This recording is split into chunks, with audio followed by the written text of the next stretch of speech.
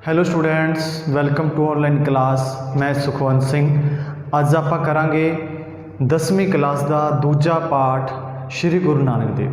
पिछली वीडियो के विच आपां पहला पाठ किया सीगा बाबा शेख फरीद जी का।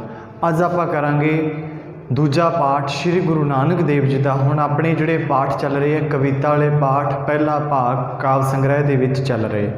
इस विच आपां व्याख्या वाला पार्ट करांगे। इन्हां दे विच आपां प्रसंग सहित व्याख्या ते सार वाला प्रश्न याद करना है, समझना है, तैयार करना है। हुण आपां शुरू करते हाँ। अपनी जिहड़ी पहली कविता है गगनमय थाल।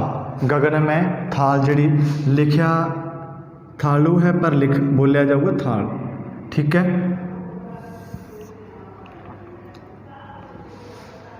गगनमय थाल। ਜਦੋਂ भी आप वीडियो शुरू करनी है, जेकर तुहाडे कोले 10वीं की बुक है तो तुसीं उहनूं अपने कोल रखो। उन्होंने जिहड़ा लैसन करवाया जाता है तुसीं उस लैसन नूं खोल के रखना है। गगनमय थाल। गगनमय थाल रव चंद दीपक बने, तारका मंडल जनक मोती। रव गगनमय थाल। हुण आपां जिहड़ी पहली व्याख्या करांगे। पहली गगन में थाल तो लैके आपां जिहड़ी पहली कविता है श्री गुरु नानक देव जी गगनमय थाल, इसनूं 3 हिस्सों च पूरा करांगे। तो ये कविता है जिहड़ा अपनी पहली व्याख्या वजंत भेरी भेरी तक अपनी जिहड़ी पहली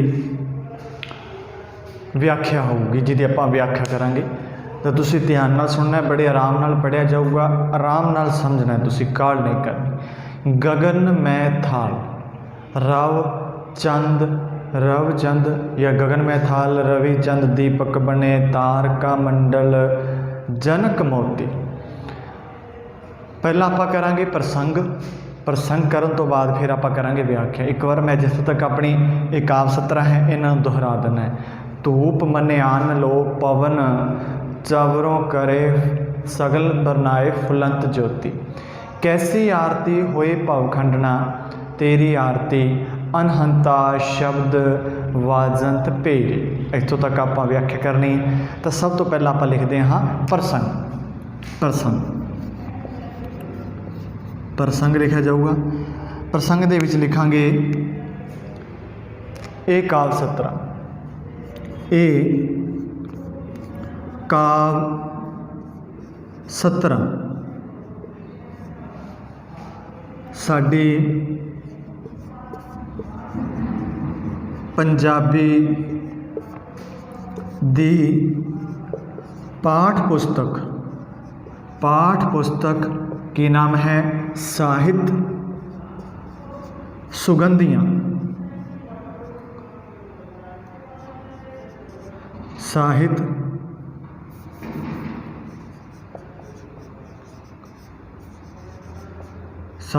सुगंधियाँ पाठ पुस्तक का नाम है साहित्य सुगंधियाँ विच दर्ज। हुण पहला आपां लिखिया अपनी पाठ पुस्तक का नाम सिंगल इनवाइटेड कोमा दे विच। फिर आपां गल करांगे इस विच दर्ज श्री गुरु नानक देव। गुरु नानक देव जी द्वारा रचित। इन्हां दी कविता का नाम, बाणी का नाम की है गगनमय थाल।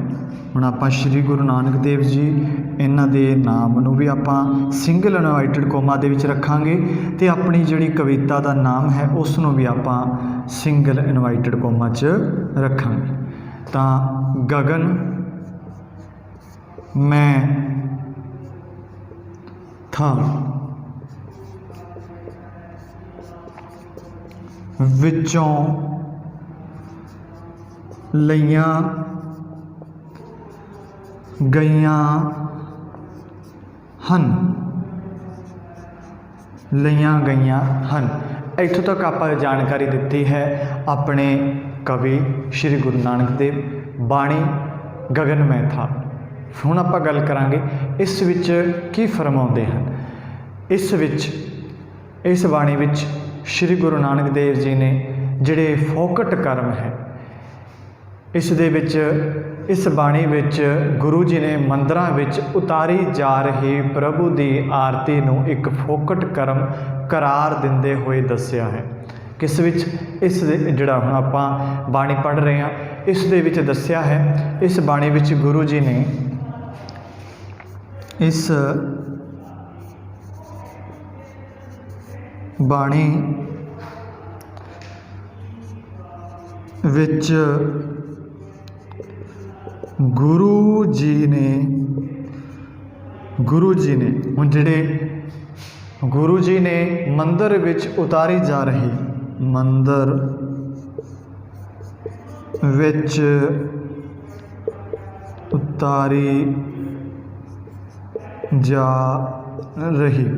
ਮੰਦਰਾਂ ਵਿੱਚ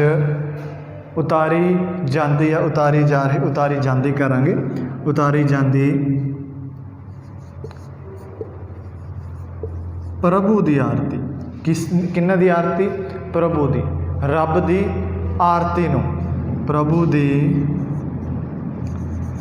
ਆਰਤੀ ਨੂੰ ਇੱਕ ਫੋਕਟ ਕਰਮ ਦੱਸਿਆ ਹੈ। ਫੋਕਟ ਕਰਮ ਕਰਾਰ ਦਿੰਦੇ ਹੋਏ ਦੱਸਿਆ ਹੈ।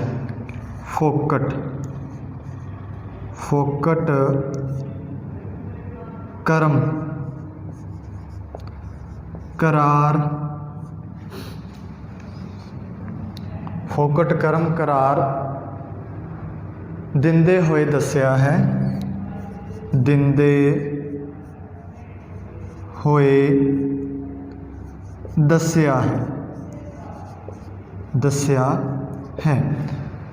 ਕੀ ਦੱਸਿਆ ਹੈ ਕਿ ਸਾਰੀ ਕੁਦਰਤ ਹਰ ਸਮੇਂ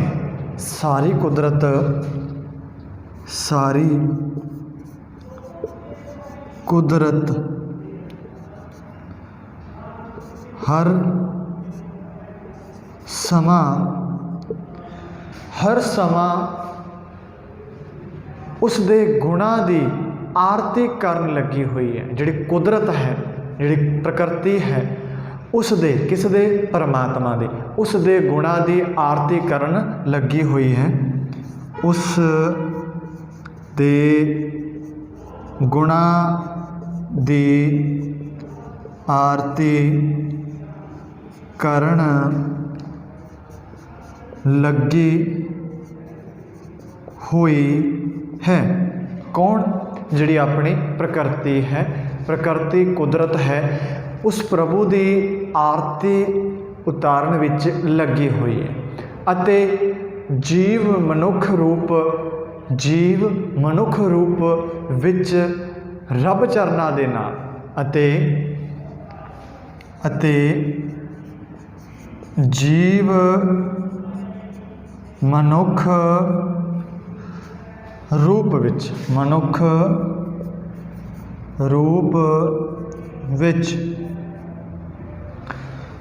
ਮਨੁੱਖ ਰੂਪ ਵਿੱਚ ਰੱਬ ਦੇ ਚਰਨਾਂ ਨਾਲ ਜੁੜ ਕੇ ਗੁਰੂ ਸਿੱਖਿਆ ਨੂੰ ਗ੍ਰਹਿਣ ਕਰਕੇ ਬਈ ਆਰਤੀ ਉਤਾਰੀ ਜਾ ਰਹੀ ਹੈ। ਅਤੇ ਜਿਹੜਾ ਜੀਵ ਮਨੁੱਖ ਹੈ, ਮਨੁੱਖ ਰੂਪ ਵਿੱਚ ਰੱਬ ਦੇ ਚਰਨਾਂ ਨਾਲ ਜੁੜ ਕੇ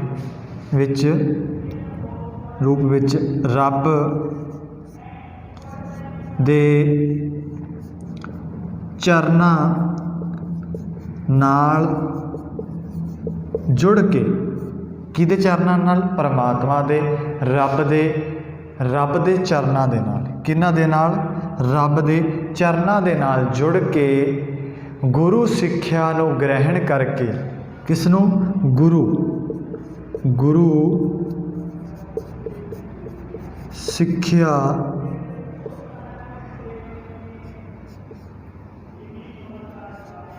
ਗ੍ਰਹਿਣ ਕਰਕੇ, ਕੀ ਕਰਕੇ? ਗੁਰੂ ਸਿੱਖਿਆ गुरु दी सिੱਖਿਆ ਨੂੰ ग्रहण गुरु सिੱਖਿਆ ਨੂੰ ग्रहण करके रब दे भाणे विच चलदी कुदरत ग्रहण करके रब दे भाणे, रब दा भाणा, भाणे दा भाव है जिवें वाहिगुरू नूं मंजूर है भाणे विच, उस परमात्मा नूं जो मंजूर है उन्होंने खुशी खुशी मनना। भाणे विच चलदी सारी कुदरत द्वारा, भाणे विच चलदी सारी कुदरत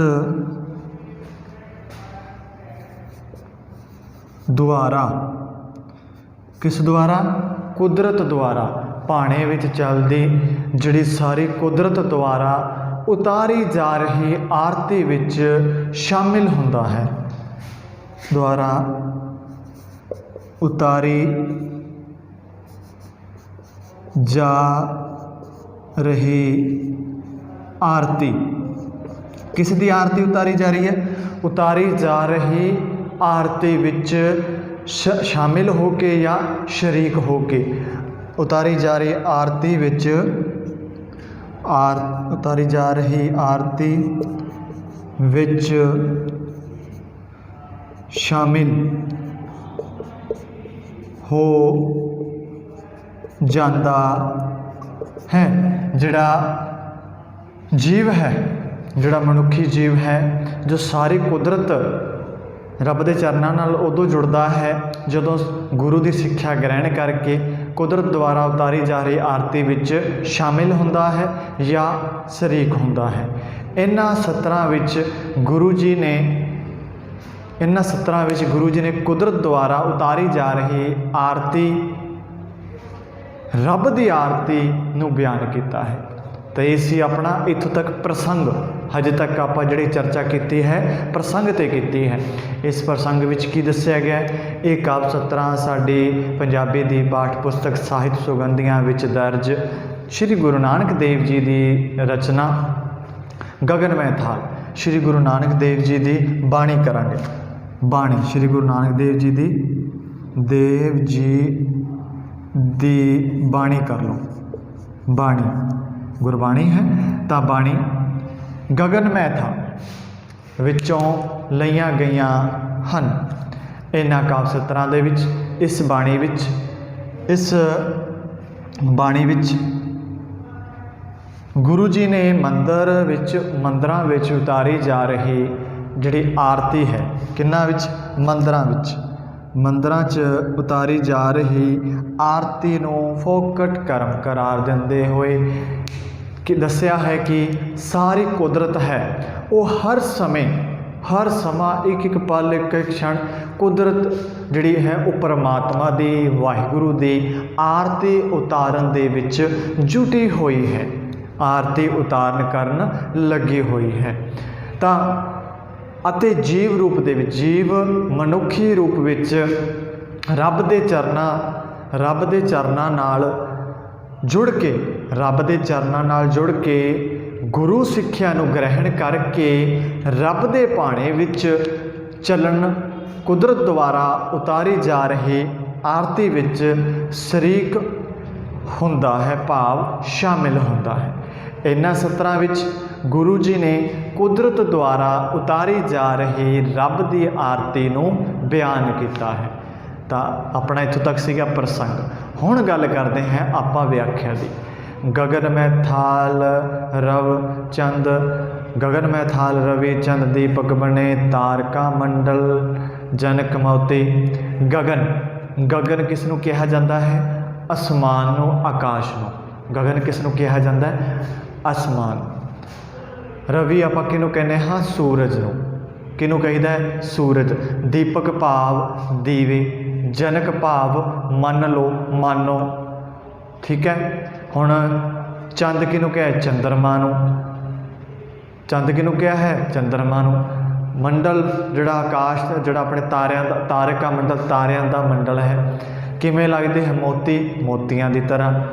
तां गुरु जी फरमाउंदे हन कि आकाश रूपी थाल विच गगनमय थाल आकाश नूं की क्या एक तरह का मनो थाल है भी आपां मन्नीए आकाश अपना एक थाल है उस विच सूरज ते चंद्रमा दीपक बन के जग रहे हैं दीपक दीवा भाव जोत बन के जिहड़ी रोशनी फैला रहे हैं दीपक दिया दीपक कह लो बन के जिहड़ा जग रहे हैं अते जिहड़ा तारियां दा मंडल है जिहड़ा तारियां दा मंडल है वो मनो मोतियां दी माला है जिहड़ा तारियां दा मंडल की है इस तरह लगते है जिमें थाल दे विच की रखी होवे मोतियां दी माला रखी गई होवे उस दे विच। फिर अगे गल करते हाँ धूप मन्यान लो पवन चावरों करे सगल बरनाए फुलंत ज्योति।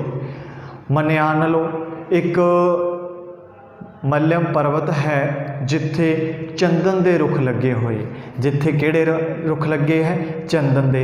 हुण तुहानू पता है जिहड़ा चंदन है ये बहुत खुशबूदार चंगी सुगंध वाला सुगंधित एक रुख है ये सुगंध बहुत होंदी है।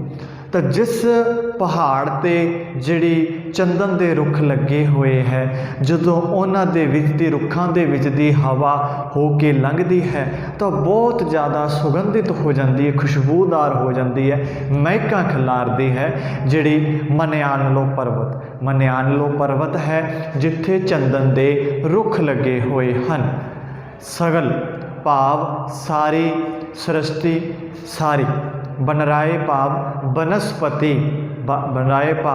बनस्पति फूलन भाव फुल के हरी है फुल के हरी हो जाती है। तो गुरु जी अगे दसते हैं कि मल्यम पर्वत है दे चंदन दे खुशबूदार रुखां विचों लंघ के आने वाली जिहड़ी पौण है जिहड़ी वाह हवा है वो धूफ दे समान भी हुण आपां घरे धूफ करते हाँ धूफ अपने घर का जब धूफ की घर दे सुगंधित वातावरण पैदा होता है अपने घर सुगंध आती है किन्ने सुगंधित धूफ आती आपां नूं महसूस उस तरह जिहड़े हवा है चंदन के रुखां दे विच दी हो के लंघदी है तो एक तरह की मनो धूफ लगी हुई है। हुण जोत लाउने हाँ तो जिहड़ी दीपक है जोत है वो कौन है सूरज ते चंद्रमा है जिहड़ा अपना थाल है वो कौन बनया होया आकाश बनया होया है जिहड़े तारियां दा मंडल वो सारे मोतियां दी माला बनी हुई है। धूफ दे समान है यही चलती हुई पौण चवर कर रही चारे दिशावां दे विच फैलदी जा रही है। हे प्रभु तेरी आरती कितनी आश्चर्य है भाव कितनी वखरी है कैसी आरती होए भव खंडना तेरी आरती अनहता शब्द वजंत भेरी। भेरी कहते हैं छोटा नगाड़ा नगारा हुंदा वजाउण वाला छोटा नगारे नूं की कहा जाता है भेरी। भव खंडना भाव जन्म मरण तो कट्टण वाला जन्म मरण तो जो कट देवे।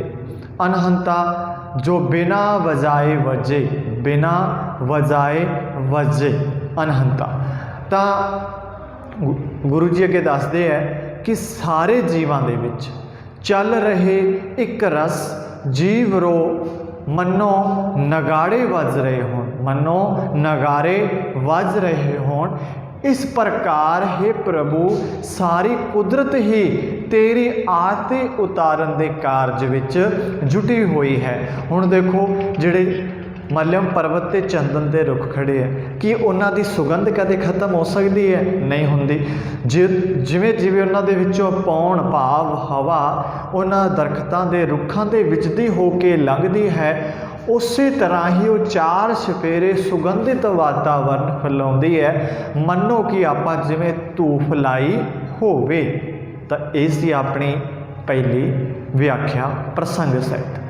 गगन में थाल रवचंद दीपक बने गगन में थाल रवि चंद दीपक बने तारका मंडल जनक मोती धूप मन आन लो पवन चवरों करे सगल बरनाए फुलंत ज्योति।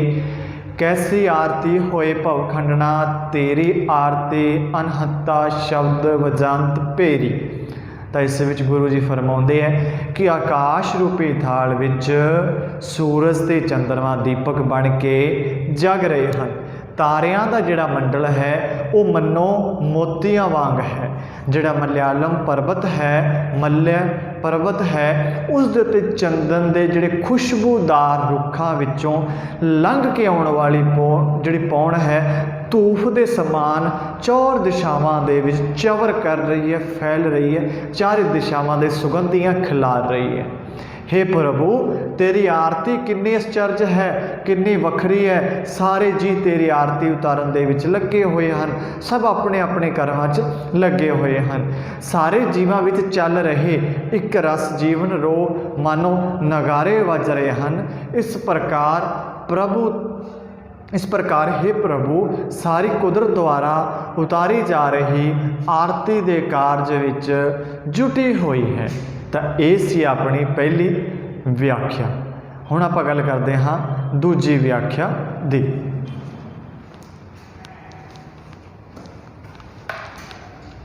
प्रसंग शुरुआती पंक्तियां अपनियां उही रहणगियां, प्रसंग दे विच आपां तब्दीली नहीं करांगे। दूजी है अपनी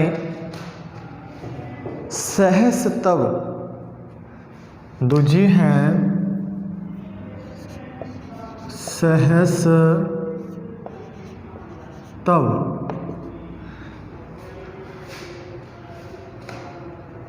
चलत मोही,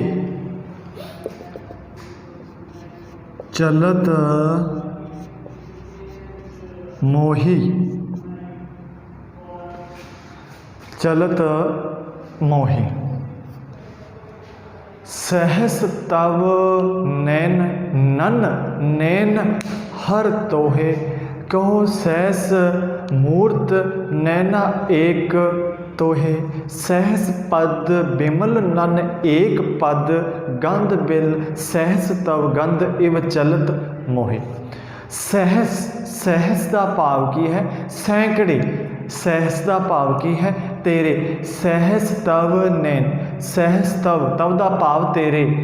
नन, नन जिहड़ा शब्द है नन, एक भी नहीं, एक भी नहीं, एक भी नहीं। बिमल का भाव साफ सुथरे या मैल रहित, मैल तो बिना। पद का भाव है पैर, गंध का भाव है सुगंध नूं, गंध नूं अनुभव करन वालियां नासां। भी आपां नूं जिहड़ी सुगंध दुर्गंध का किवें पता लगता है? नासां तो पता लगता है। जिहड़ियां अपणियां नासां है उन्हां तो आपां नूं पता लगता है सुगंध आ रही है या दुर्गंध। तां प्रसंग अपना जिवें शुरुआती उस तरह लिखांगे, प्रसंग अपना उही है। इस विच भी जिहड़ी कुदरत द्वारा उतारी जा रही आरती के बारे ही बयान किया गया है इन्हां सतरां दे विच। यही अपना जिहड़ा अपना प्रसंग रहूगा। इस तो बाद गल करांगे व्याख्या की। व्याख्या दे विच गुरु जी फरमाउंदे हन कि फरमाउंदे, हे प्रभु सारे जीवां विच व्यापक होण करके, सारे जीवां दे विच व्यापक होण करके सरगुण, सरगुण का भाव है जिसका रूप हुंदा है, सड़गुण स्वरूप जिसका रूप हुंदा है। तेरियां हज़ारां अखां हन। नैन, नैन का भाव है, हुण आप असीं नन है, नैन भाव अखां, नन का भाव एक भी नहीं। हे प्रभु सारे जीवां विच तू व्यापक है होण करके, सारे होण करके इस दे सरगुण, इस दे सरगुण स्वरूप भाव जिसका स्वरूप हुंदा है। तेरियां हज़ारां अखां हन। कितनियां अखां हन? हज़ारां। पर निर्गुण स्वरूप दे विच तेरी कोई भी एक भी अख नहीं। पर निर्गुण स्वरूप, निर्गुण जिसका रूप नहीं, जिसका रूप नहीं, निर्गुण रूप। सरगुण जिसका रूप हुंदा है, निर्गुण स्वरूप विच तेरी कोई अख नहीं। नैन का भाव है अख। इसे प्रकार ही तेरे सरगुण स्वरूप दे विच, सरगुण स्वरूप दियां हज़ारां मूर्तां, हज़ारां सहस मूर्त, हज़ारां मूर्तियां बणीਆਂ ਹੋਈਆਂ ਹਨ ਸਰਗੁਣ ਸਰੂਪ ਦੇ ਵਿੱਚ, ਤੇ ਤੇਰੇ ਨਿਰਗੁਣ ਸਰੂਪ ਦੇ ਵਿੱਚ ਤੇ ਕੋਈ ਵੀ ਮੂਰਤ ਨਹੀਂ ਗੀ। ਸਰਗੁਣ ਸਰੂਪ ਦੇ ਵਿੱਚ ਤੇਰੀਆਂ ਕਿੰਨੀਆਂ ਹਜ਼ਾਰਾਂ ਮੂਰਤਾਂ ਹਨ, ਪਰ ਨਿਰਗੁਣ ਕਿਹਨੂੰ ਕਿਹਾ ਹੈ? ਜਿਸ ਦਾ ਰੂਪ ਨਹੀਂ। ਨਿਰਗੁਣ ਰੂਪ ਦੇ ਵਿੱਚ ਤੇ ਕੋਈ ਵੀ ਮੂਰਤ ਨਹੀਂ। ਤੇਰੇ ਸਰਗੁਣ ਸਰੂਪ ਦੇ ਵਿੱਚ ਹਜ਼ਾਰਾਂ ਪਦ ਦਾ ਭਾਵ ਪੈਰ ਹਨ, ਹਜ਼ਾਰਾਂ ਪੈਰ ਹਨ पर निर्मल पैर हैं, पर निर्गुण स्वरूप के विच तेरा कोई पैर नहीं। हज़ारां जिहड़े निर्मल पैर हैं, पर जिहड़ा निर्मल निर्गुण स्वरूप के विच तेरा कोई पैर नहीं। निर्गुण स्वरूप के विच सुगंध लई, निर्गुण स्वरूप के विच सुगंध नूं महसूस करन लई जिहड़ी तू नासां तो बिना है। निर्गुणता भाव जिहदा रूप नहीं हुंदा, नासां तो बिना है, पर सरगुण स्वरूप के विच तेरियां हज़ारां नासां हन। गंध बिन सहस तव, गंध एक चलत मोहे। पद का भाव सी जिहड़ा पैर, गंध जिन सुंघ वास्ते, बिन सहस भी जिहड़ा निर्गुण स्वरूप के विच तेरी कोई भी नासां सुंघण वालियां नहीं। तब गंध इव चलत मोहे, जिहड़े सरगुण स्वरूप के विच जिहड़ियां तेरियां हज़ारां नासां हन, हज़ारां नासां हन, अजिहे चमत्कार नाल तो सब नूं मोहिया होया है। इव चलत मोहे, इहो जे चमत्कार दे नाल तू सब नूं मोहिया होया है। इस मोह दे विच बन्नी सारी कुदरत तेरी आरती उतारन विच या आरती करन विच लगी हुई है। तेरी आरती उतारन विच लगी हुई है सारी कुदरत। तां दूजी व्याख्या दे विच आपां गल कीती कि इस विच गुरु जी फरमाउंदे हन कि सारे जीवां विच व्यापक रूप होने करके, हे प्रभु सारे जीवां विच तू व्यापक रूप होने करके सरगुण स्वरूप भाव जिसका स्वरूप हुंदा है। तेरियां हज़ारां अखां हन, सहस तव नैनन, नैन नन नैन हर तोहे। भी सरगुण स्वरूप के विच तां हज़ारां नासां है, पर हज़ारां अखां है, पर निर्गुण स्वरूप के विच तेरी एक भी अख नहीं। सरगुण स्वरूप के विच तेरियां हज़ारां मूर्तां हन, पर निर्गुण स्वरूप के विच तेरी एक भी मूरत नेगी। सरगुण इस तरह सरगुण स्वरूप के विच तेरे हज़ारां निर्मल पैर हन, ते निर्गुण स्वरूप के विच तेरा कोई पैर नहीं। निर्गुण रूप के विच तू नासां तो बिना है, निर्गुण रूप के विच तू महसूस करन वालियां नासां तो बिना है, पर सरगुण रूप के विच तेरियां हज़ारां नासां हन। हे प्रभु तू अजिहे चमत्कारां नाल सब नूं मोह रखिया है। इस मोह दे विच बन्नी सारी कुदरत तेरी आरती उतारन दे विच लगी हुई है। तां अपणियां इत्थों तक दो व्याख्यावां होईयां हन जिन्हां नूं पूरे विस्तार नाल आपां चर्चा कीती है। मैनूं उम्मीद है कि तुसीं इन्हां नूं ध्यान नाल सुनिया होऊगा ते इस नूं नोट भी कीता होऊगा, ते आराम नाल तुसीं इहनूं नोट भी कर सकदे हो। ये अपणियां जिहड़ियां दो व्याख्यावां पूरीआं हुंदियां है। बाकी आपां अगली वीडियो च करांगे। उन्ने समय दे विच तुसीं इहनूं नोट करना, समय सिर चैक करवाउणा।